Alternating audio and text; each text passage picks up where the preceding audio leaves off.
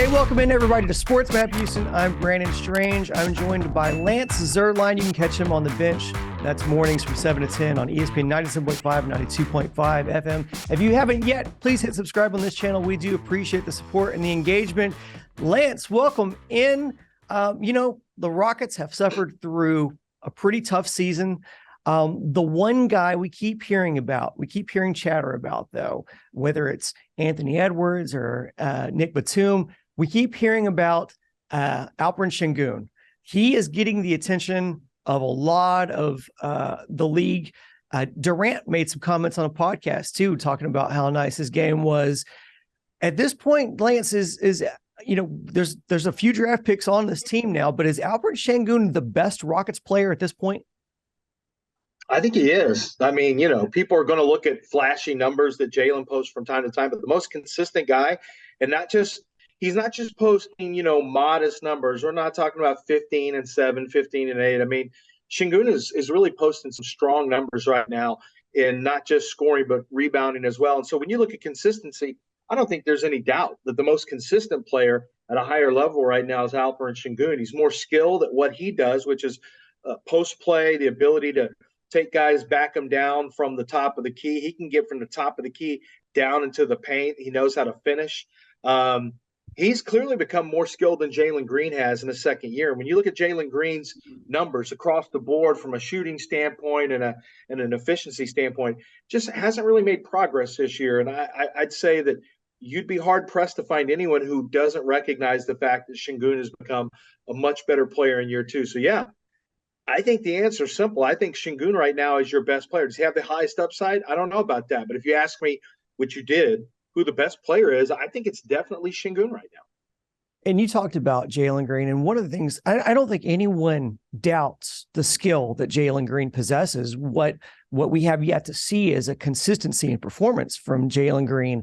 And after, I think it was Durant's comments in particular, when Durant made those comments, we know guys, especially at that age and that generation, they're hypersensitive to what's happening on social media. So there was a lot of heat around Alperen Sengun. We saw Jalen Green explode immediately after that for like a 40-point game, and he's been playing real hard, real well since. Do you chalk that up to maybe some of the chatter serving as a motivation for Jalen, or do you think that's just more of Jalen's inconsistency and him still trying to find his way in the league?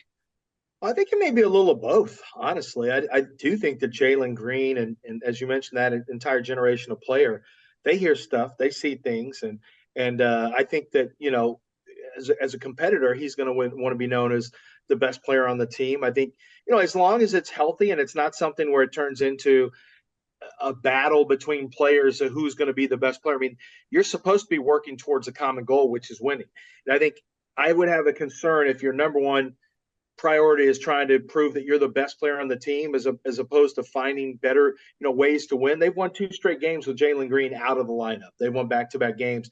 He hasn't played in either one of them. They had an 8-game win streak last year. I think it was 8, where he and KPJ were both out of the lineup during that time. So I think what right now the bigger concern for him needs to be, I need the Rockets to be a better team when I'm on the court and in a game as opposed to when I'm not in a game. I think that should be the concern rather than, trying to outplay Sengun and capture his space as the best Rocket, because ultimately no one cares about that stuff. Ultimately, that's stuff for us to talk about, but it has nothing to do with winning. You can score 40 a game, and if you're not winning, none of us really are going to care that much. Yeah, and obviously what the Rockets hope the fruit of this tough season is another high draft pick.